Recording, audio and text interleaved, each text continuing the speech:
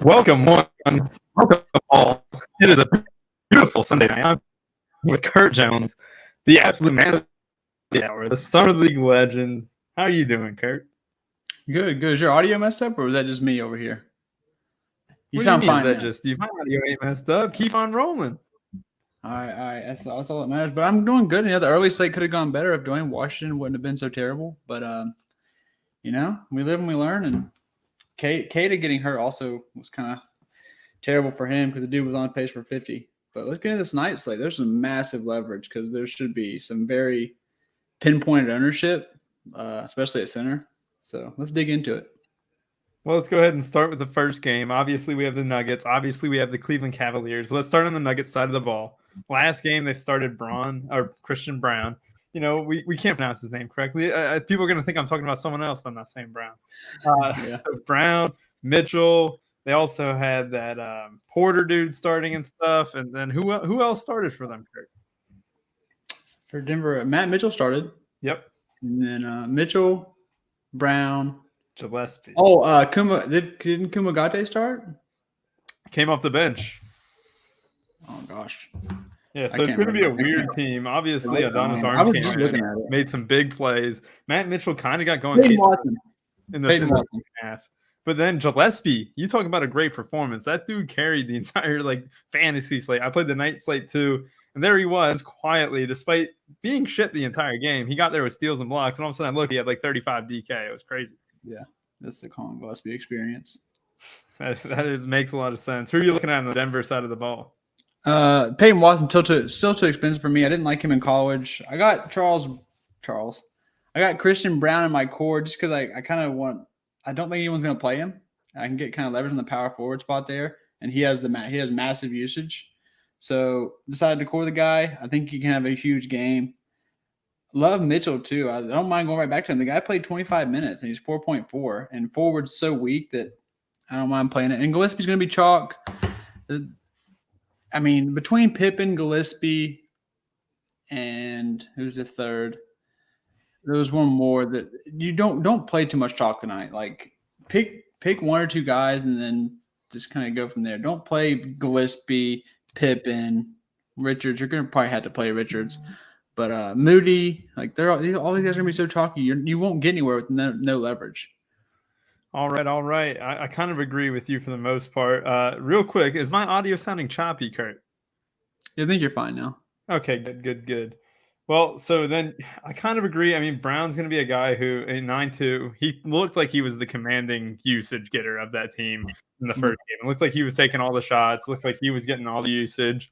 And like you said, forward's pretty bad. He's going to be a nice play in that region. So I don't know much really about going back to Mitchell because he looks so glued to the ground almost. He didn't look like a big time athlete. He's kind of fat. Yeah, that's what he is. I mean, I guess that's good. He is 4'4", and he is small forward and power forward eligible. So we got that going for him. But I was very unenthused watching him because I just felt like he needed those rebounds to come directly to him. And I'll give him credit. He moved his feet well. He got into the paint and made some plays. But I tell you, I guess you can't go wrong at 4'4". Yeah, that's the thing. It's if what would be awesome is we have Arms start instead of Mitchell today, and then we can just kind of slide Arms right in because Arms, he's the opposite. He actually does move and stuff like that. So that's why I'm kind of plugging him in a couple because I can slide to anyone in that range. I really wish Shayok was forward eligible, honestly. But so I mean, I don't mind going back. It's a minutes thing, and then like I said, you can plug in anyone if we go from there at 9:30 or 7 o'clock. It's the early game, so we'll have the news. Yeah, that early game kind of helps. I mean, let's look at the games right now that are going. Do we have anything going on right now? Yeah, we got two of them on. I'm watching the Knicks Bulls right now. That Knicks game should get close to ending before this Nuggets game, which means we might get news, like you said. That's a blowout. They'll do running clock. Yeah, hopefully they're running some clock there. The Cleveland Cavaliers on the opposite side of the ball. Ochai Agbaji. We got Isaiah Mobley. We got a little bit of talent on this team, and obviously RJ Nembhard too. I remember reading him what you put on the playbook too. Who's your most thrilling play of the Cleveland side? It's Nimhard's going to be chalky as well, so don't pair him with Gillespie and Pippen. But I like Nimhard a lot. He could be like 8K, honestly, or close to it, especially with his role in this team. Because Agbaji, like I said, he likes to do some spot-up shooting. He doesn't really like to shoot off ball, which they might have him working on that. But that leaves the ball in Nimhard's hand a lot. So, I mean, that's easy fantasy points. Our boy Sala came through for us at 5K. No issue there. The guy – he's long, and that always helps in summer league. Long and active. Give me those long and active guys, and let me just see what happens. You know what I'm saying? Your boy Cam Young came off the bench and was firing away. So 5'4", if you want to rotate him in as a deep GPP play, the guy chucks. Yeah, I mean, like I remember kind of looking at him before the slate even started, or before the summer league even started, because I remember that name from somewhere. Obviously, it would be really thrilling to see if we got him starting or something like that, just because 3 for 5, he's going to command some usage. He was really good in the G League too. I mean, I'm kind of looking at him as just a tournament play if he starts. If he's off the bench, no shot at all. But I will say, going back to Scylla, how he just dominated when he came in. He put in a complete performance. Like the whole time we had Scylla just coming to go 7 for 7, didn't miss a shot. Did really well on the glass too, but the 20 minutes is where the big worry is. I know we're waiting for Kurt to get his laptop charger, but I'm gonna kind of bump some elbows against him there, because Scylla without the minutes and stuff could be a little bit of an issue. I do like the fact that he's forward eligible though, but a guy like Mitchell is probably going to be a little bit better for me, just because I feel like I can trust his game a little bit more. But I will say this, kind of keep on trekking with the Cleveland Cavaliers for the most part. RJ Nembhard, he is a guy there. I know he's kind of similar to Colin Gillespie a little bit in terms of this, but he won't be as chalk. Obviously, Gillespie's going to be commanding a ton of ownership due to the fact that he is almost like a big name in college kind of guy, and he also went off in the first game of the summer league. But Gillespie here, I just think it's a little bit chasing a performance. I don't think he's going to be a high usage guy. I think those rebounds and stuff will be down. I'd much rather go to RJ Nembhard, who's going to have much lower ownership. The fact is, like, he got 28 minutes last game. He went off, but people don't see that first game. They don't see that first game log. They'll see that second game. They'll see last year's game log, and it's trash. So I still think RJ Nembhard just becomes like kind of under the radar for the most part. As far as Agbaji goes, kind of like similar to what Kurt said, not spending 9.5 when there's a lot of talent on the slate. He's point guard, shooting guard eligible too. But the fact is, he's kind of scoring dependent. It's not really something that I want to do completely. But I think that's enough on the Cavaliers for the most part. Perfect. I'm not really on many of these guys, even though it's the first game, even though we're going to have news. I think Nembhard's my favorite guy along with Christian Brown. Is that your two favorite? No Sala? I kind of went against him while you were gone. He made all 7 of his shots. He got 19. Exactly. Like, that's it. Okay. Like, did you watch the game? I did not watch the game, but 19 minutes it's tough. Yeah. If he gets 19 again, I'm fine with it. I think as long as he gets 20, but here's the thing. I don't think he'll make 100% of his shots again, even though he shoots like 2 feet away from the basket. But my thing is, the dude is so long, and he only had 1 block, but on that 1 block, it's like, oh God, this guy has shot blocking ability. So I think he can come into some more defensive stats as long as he sees those 20 minutes. And he's so close to the basket and he's active. So that's kind of why I don't mind it, especially forward's bad. He's 5K. So yeah, don't expect him to shoot 100% again, but I think we get some defensive stats and maybe some other peripheral stat in there. I'm kind of disappointed. I didn't realize the early slate was a Knicks slate. Of course, Grimes, Sims, McBride, even your guy Hunt, Eaton. McBride is 23% and Grimes was like 70%. And they're basically the same price. Everyone's like, oh, Grimes, same price. And I got one at 23%. That's awesome. Well, hey, let's move on to the Golden State side of the ball. Obviously, Jonathan Kuminga was quite the disappointment for us last game. I know you had 100% Kuminga. I think it's got to turn around. I mean, I think a lot of people jump ship even. I think a lot of people are going to go to Mobley. But Kuminga, he's got the talent. And 1 bad game in the Summer League is not going to be something I get concerned much about. This is an NBA caliber player, not just an NBA caliber player, but on any other team, he probably starts a lot of games. So I'm going to go right back to him at 10K, but I kind of get the fact that Moses Moody 8.8 is going to command a lot of ownership. But I will say this, James Wiseman, he will be back tonight, right, Kurt? Yeah, I'm expecting like maybe 15 to like 16, 17 minutes, nothing more than that. I mean, they're going to be super cautious, especially in summer league. The only thing it kind of does is it makes the center play. Like, one of the other center plays you can actually play is their freaking big man, Magwugbi. So like Wiseman being in is going to make him even harder to play, but I'm still going to do it in a couple just because I don't want to go against 80% Nick Richards. I want to get some leverage and risking this guy. Maybe it's a blowout. Maybe he gets 10 minutes and he racks up 13 fantasy points and Richards sucks. It's not the safest play, but I'm going to take a shot on it. So Magwugbi, even with Wiseman back. I'm with you on Kuminga. No issue going back. I'm really hoping people don't go back with the flop lag because it's so expensive on a slate like this. But, I mean, if he gets like 25 minutes, he could walk into 40 fantasy points. Legit walk, effortlessly get 40 fantasy points. He played about as bad as possible and still got 19 DK or so. So bad. He shot 2 for 10 from the field, and Moody got high. They fed Moody the entire time, and like the usage is going to be there for him, no doubt. Yeah. I love Mac McClung. I love that they're keeping the out symbol by his name. That's why I had to throw him in the core, because I'm even like people will say, hey, Mac McClung, like even people on other sites will say Mac McClung's gonna play this and that. But some people will look at that red out and just be like, well, I know he's playing. My guy said he's gonna play, but I'm not playing it. And so people will just be so scared of that out button. So I'm playing McClung anyway. I think he'll outscore Pippen, and then maybe for the leverage, I'll go as far as saying that, even though this roster is stacked, doesn't matter. I think he gets a lot of opportunity and sees 20-plus minutes. Even with Witherspoon right there, if you want to play another guy, Witherspoon's looked great this summer league. He'll keep getting opportunity. It's top-heavy roster, so that's all I got. Yeah, it is top-heavy. I mean, I like the Mac McClung call just because 4K bare min. Can't go wrong with that. 23 minutes last game, did really well. He's a talent. Like, as much as it pains me to say, he's one of my Big East guys. He's got some talent in him. Yeah. Going to the Spurs side of the ball, I know you're a big fan of Joshua Primo. I will say I kind of dig that too. I mean, the fact of the matter is the Spurs side can be frustrating in the regular season, but as far as the summer league goes, I mean, we can predict it a little bit better. Am I right? Yeah. There's actually a lot of guys I want to mix and match on this roster, to be honest. I really wish Barlow was a center because that's what he's been starting as.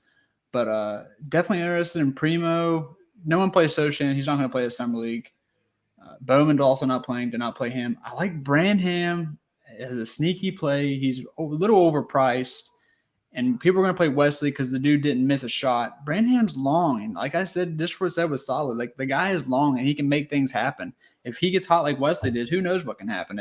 He's going to be 4% owned.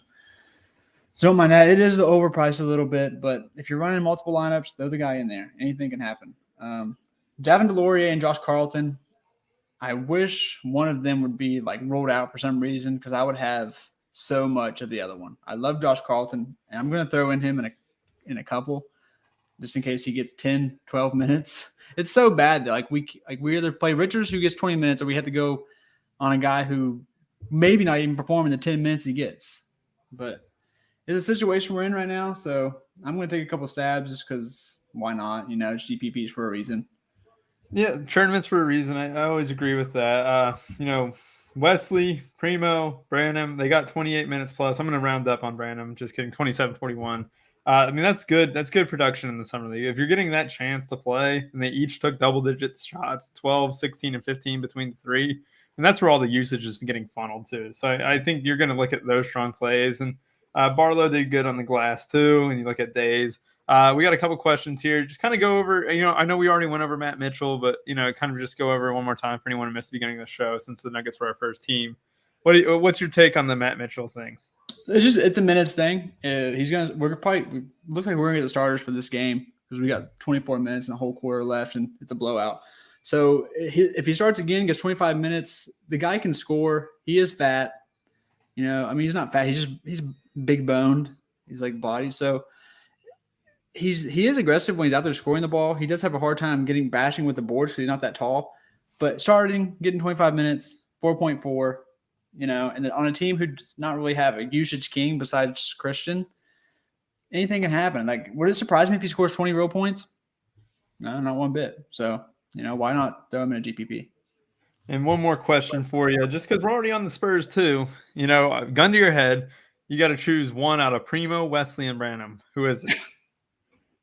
It's going to go Primo, Branham, and then Wesley. Don't give me the guy who just shot nuclear. Don't give me the guy who just shot 100%. I don't care if he's cheaper. Make him do it again. Kurt. He was 7 for 16. I know, but I was watching. He made like 5 in a row, and then he made like 2 of his 3 threes when I was watching. So it's like he got hot. Like he's a volume shooter. And like I said in the playbook, he's also a guy who, if he comes out and because I watched him in college basketball, I know, freaking guy kill me. If he comes out and misses his first like 3 shots, he'll tuck his tail. He won't fight through it and keep shooting like a Cam Thomas would. He'll tuck his tail. So if the first couple go in, I might be a little screwed, but taking a chance, the guy kind of comes out not too strong and kind of lets Branham and Primo take the. That's another thing. Primo didn't play that well either, so he can also command more of the usage, which will take away from Wesley's hot start. All right, we're going to go to the second game. I'm more intrigued with the Memphis side of things, but we're going to start with Minnesota. Minnesota played the Denver Nuggets on their first game. Looks like they had a decent bit of fun. I remember I watched that game in full. Minot went absolutely berserk. But they were a team that spread out the minutes quite a bit, and Wendell Moore didn't really step up and do anything. The only guy who actually did anything was Minot. Is that going to be the case again? I will not be playing Josh Minott at all. At all. I watched him play at Memphis. I do think that he'll actually be an NBA rotational player, deep, into the bench guy eventually. But he's still raw. Didn't look like it the other day, though. At 9,100 or so, you're going to make me take him over Christian. I'm going to take him over Primo. I'm going to take him over Agbaji, Kaminga. No, I'm not doing it. I still think he's really raw. I think it's an outlier game. I do think he'll have good usage again, but I don't think he'll outscore the other guys that are in that range. And I'm hoping that he'll actually be higher end than what he should be, which even better for me. Yeah, I kind of hear that. Kind of moving on down the list too. McCormick looks pretty good. It looks like he had a lot of bounce. Looks like that foot's finally healed and stuff. What are you thinking? I'm thinking I would be drooling if he was center eligible tonight. How is he not? It's Dan McCormick. God. I hope that we see a minutes increase on him. I mean, that 10-6, but it was a 10-6 where you kind of were impressed. I was impressed. I know that. I kind of really like that performance that he kind of put in. He was always underneath the basket too. He was making plays with a few dunks and stuff. I mean, yeah, it sucks that he's not center eligible because he is their big man. He is their center, and we don't have a lot of center opportunities. But I'm thrilled with the play here. I mean, it's going to be someone I'm looking at. Yeah, I got 20% in my pool. So, I mean, for a guy who he didn't even start last game. That's pretty solid conviction, I think. I got 20% of Big Dave. Don't mind him at all. The dude. I believe in his talent. I think he'll be more of a, not yet ready for the NBA, but very similar to a poor man's Naj Reid when he was first coming up. Shorter, though. I hear that. Do you think we're safe to move on to the Memphis side of the ball? I'm not really loving this Minnesota side at all. Actually, I think some random dude from Minnesota is going to go off tonight, so I kind of want to talk. I love Wendell Moore. Low floor. But if he gets the game going and gets a heavy usage, we've seen it. I'm going to go against you there. I think he's cheeks, bro. I think he's cheeks.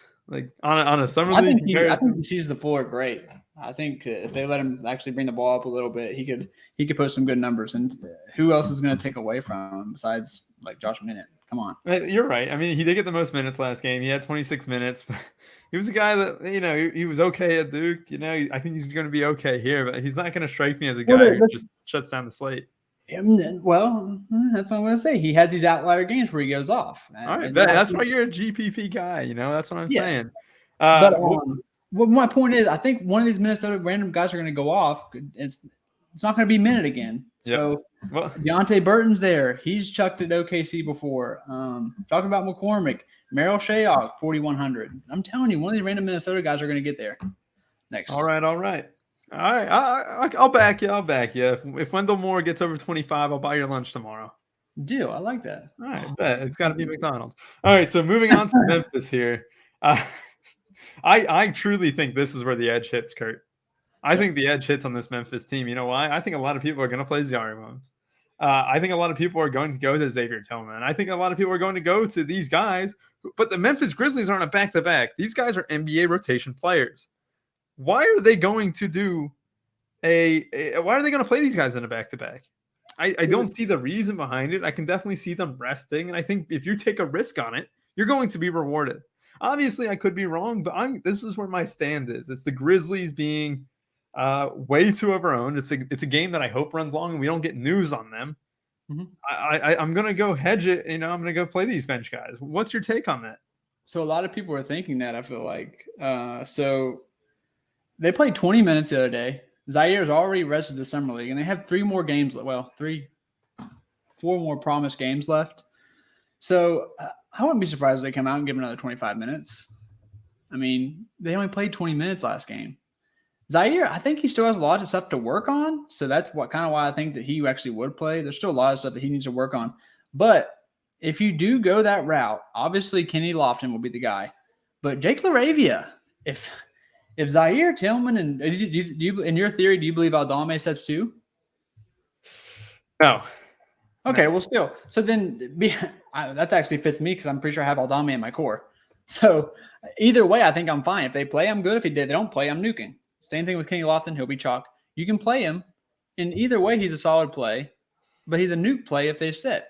I think Jake LaRavia is only going to be a nuke play if they set because he'll kind of be some of that playmaking duty that Zaire would normally do as a big man.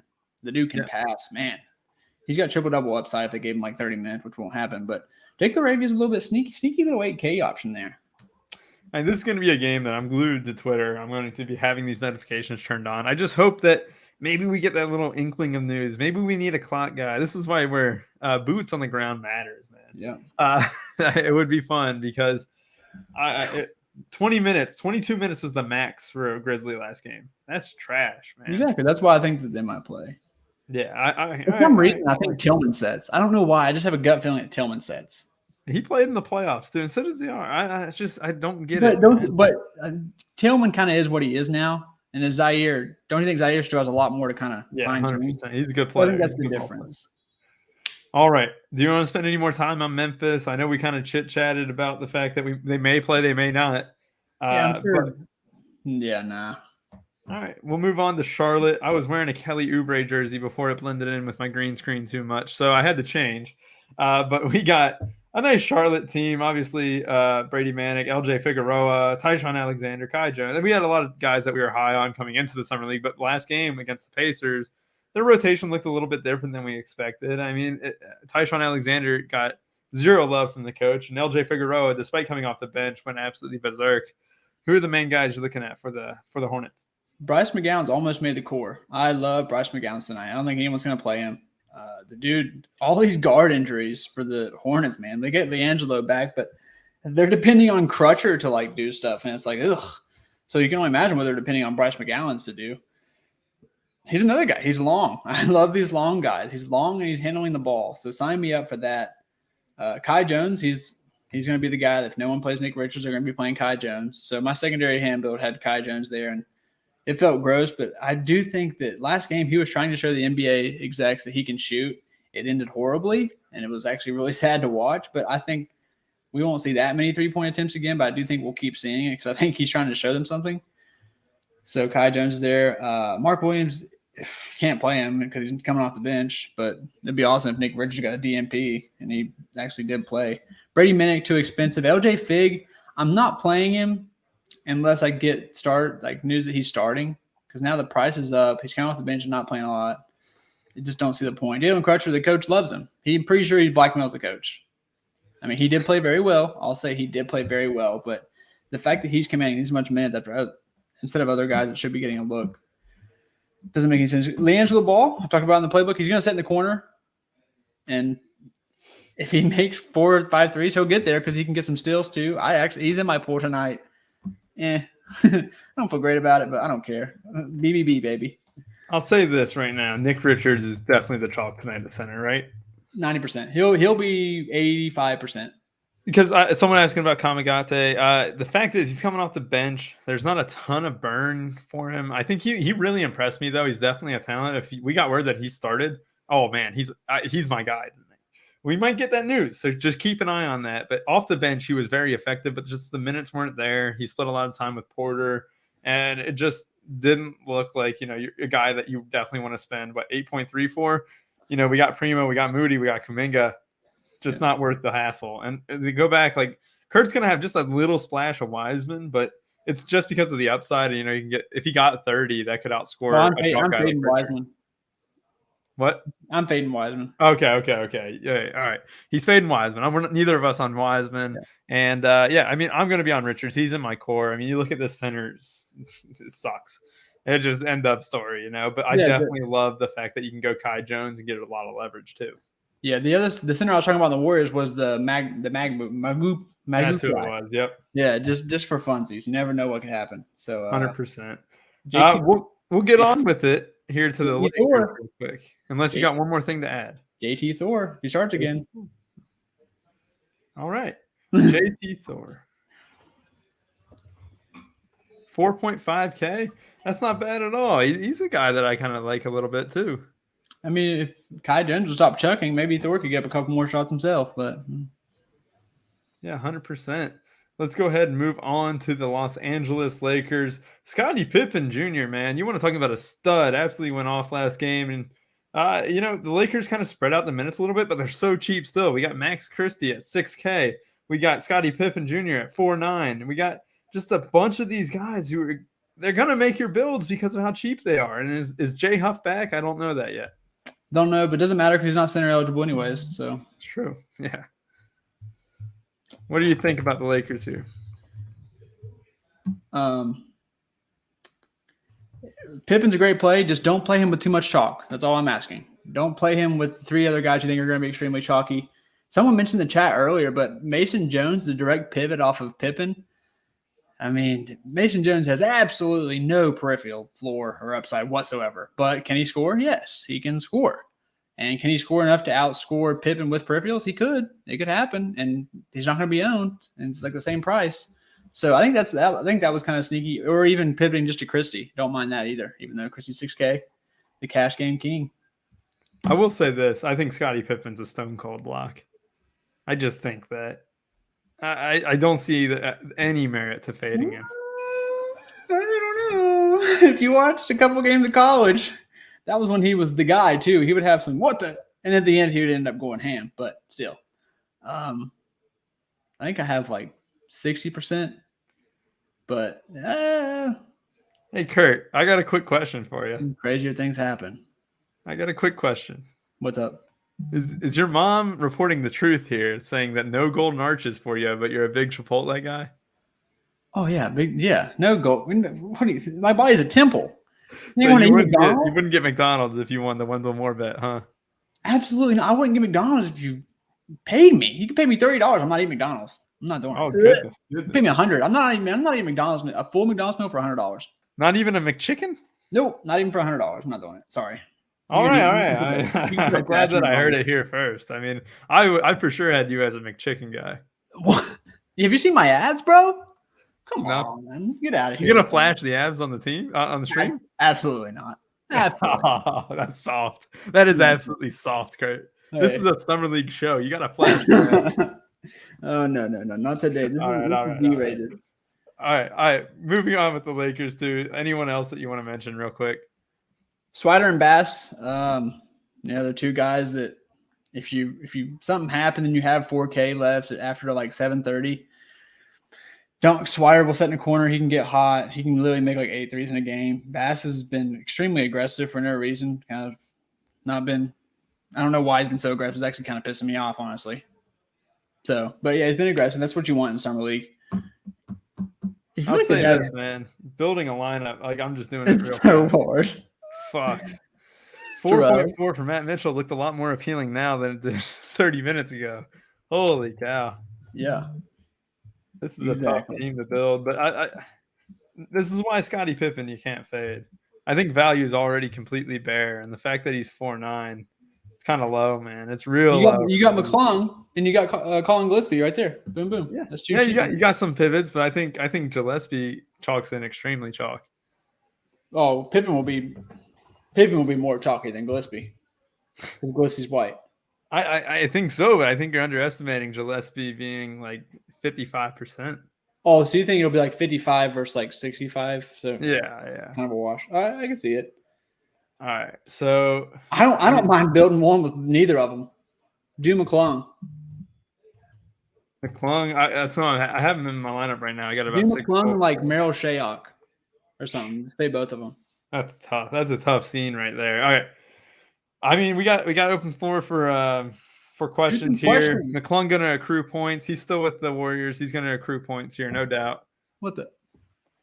We got Kurt's camera acting up too. This is definitely a rookie move out of the debut of the hosting of a live show. This is a rough scene. But McClung's definitely going to accrue points despite that outsign being there. He's still going to be scored. He's with the Warriors and everything. It's not like he's with the Lakers here. Here's a good question for you, Kurt. Days Barlow stack and spend up at guard? Days, I think they eat into each other. So is there someone else you can find there? What do you need? A 4K? Yeah, it's like 4'8", 5'1", 4'5", so like kind of in that range. So 5'1" forward. I mean, you like Scylla. Yeah, I like Scylla. You can go Big Dave. I actually like Big Dave as a GPP play more. Yeah, McCormick. Yeah, go Big Dave. And then you got JT Thor there. I mean, I wouldn't like you said. You wouldn't stack them. They eat too much into each other. The minutes are kind of split up. I'd rank it McCormick, Sala, and then Thor. All right, bet. Weatherspoon revenge game. That's kind of nice.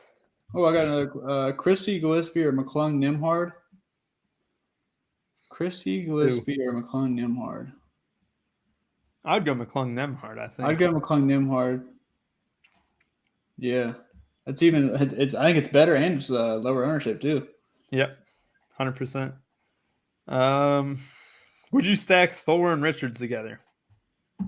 I just now ran the opto before we came on, and I had that, and I was like, wait a minute. And I was like, no, it doesn't matter because Thor can run the 3. So, yeah, I don't mind that at all. Good. You have Santi Aldama in your core. Love that. So, real quick, it's a free show, but we'll go ahead and give away the core since there's 5 minutes left if you stuck through us this long. Kurt's go-to core, it's already shipped for at least one person. So, let's go ahead and see if we can make it 2 tonight. Hopefully, it's you, Kurt. Josh Primo, Santi Aldama, Christian Brown, Mac McClung, and Matt Mitchell. Yep. And I have no issue if you want to do Bryce McGowan instead of Primo. Got no issue with that. Bet. All right. So would you go Grady in a tournament over Gillespie? There is a world where Grady makes like 7 threes, and he saw decent minutes.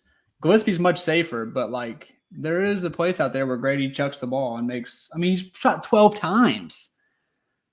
So yeah, if Gillespie's not getting the assists and stuff, there is a world where Grady can outscore him in this game. Grady has to make his shots and his threes because he will not do anything else. Would you stack Moody and Kuminga together if you had the chance? I'm not playing any Moody tonight, but if I would definitely pick one or the other for sure. Because that's a lot of salary. How many Grizzlies is too many? 2? I think that's a lot of risk there. But I think if you wanted to play the fact that if they were sitting, we got to mention Lofton too because they're probably have Lofton in there. Yep, I think if they sit, you can have as much as 3 to 4. Oh, McClung scratched. Is that true? I think he's just seeing the out symbol. The game's until 9:30. Is it? It's Christine here, putting that in there. No, there's an out symbol by his name. All right. See if we can keep an eye on that. This is what I mean, guys. Christine knows her stuff. And there's people who know a lot less than Christine that aren't going to play this guy because of that. So, this is what we're talking about right here. This is why McClung is a smash play. I don't care if he sucks. I don't care if he goes 0 of 30 tonight. The dude's a good play just because of that simple fact alone. So McClung is listed out on DK. Just to be clear, he's going to be scored for the Warriors and he's going to play. He started last game. DK had him on the Lakers on the first slate, and they never updated the out symbol. Exactly. So that's why I love him. He can definitely outscore Pippen and Gillespie. I wish there was another 4K guard that I could rival with Pippen or Gillespie, but there's just no one in that range exactly. Because there's only 4. There's not enough games. I wish they just made it one giant all-day slate. That would be the nuts. You got Mason Jones, Shayok. That's what they used to do. Ah, man. Christie play is looking a lot better. Man. I think I'm going to roll with that. There has to be someone playing cash games out there, and Christie should be the first guy you put in your cash lineups. He's playing the most on the Lakers, and he does literally everything. He misses every single shot he takes, but what if that one game where he doesn't miss every single shot? It won't happen because I played him in college, and he missed every single shot there too, so doesn't matter. But he does get some rebounds too. He rebounds pretty well for a guard. Just a reminder, we're going to be in the chat. Kurt definitely will be and stuff, like, leading up to lock of these games. Hopefully, I think we should keep an eye on the news right now for the Nuggets real fast here. I kind of want to see if Kamagate starts. Like that's huge for me. I think he could definitely start. There's still 2 more minutes left in this New York game. It's a 30-point game. Why? They usually do running clock, I thought. No, they don't do any running clock. I mean, too many bets in Vegas this way, bro. That's true. Am I thinking of preseason? You got to be. I don't even think that's a thing at all. I will say this. The Knicks didn't play their guys because of blowout. Pippen or Gillespie straight up for you, Kurt. I'm clearly Pippen, but I can definitely see the case for Gillespie. I want to play whoever's lowest down. I guess you're kind of swaying me to where it doesn't really matter. So give me Pippen. Pippen. All right. 2 more minutes left. I mean, no Nuggets news. I think if you guys are running multiple lineup stuff, Kamagate worth a shot for sure. I think the center position is going to be so chalk centric on a guy like Nick Richards. And if Kamagate started, the leverage that you gain there is incredible. It's going to be something that makes your build different because no one else is going to be spending up at center. And it kind of gives you a unique path because I think people will still play Kamagate. He looked really good, but it's limited minutes. Like if we got word he was starting, those minutes would surely increase. I actually didn't get to see him when he was in the other night, so you're kind of talking me into it. He's a talent, man. I liked watching him. Why did I miss that game? What was I doing? I think I watched the beginning of it to see how Matt Mitchell did, and then I turned it off. Yeah. You didn't get on the Fortnite with me. So anyway, no, let's go to... Oh, no, I don't. Whoops. Let's see here. Oh, God.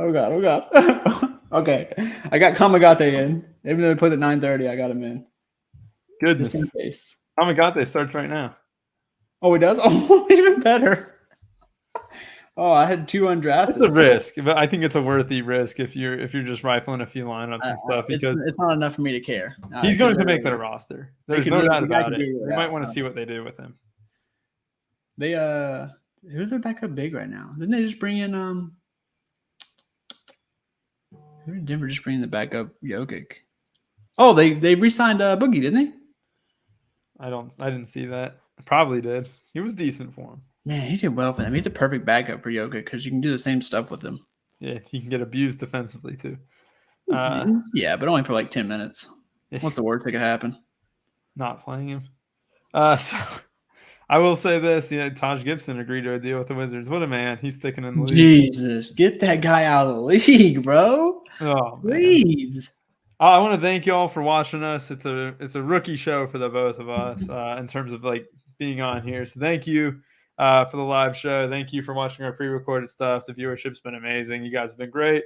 And good luck today. I hope you all ship. If you do, let's make it. My boy Kurt is the best. 3 days in a row, top 2s? Top 2s? Make it 3 in a row. 3 in a row, man. All right, have a great rest of your guys' day and run pure.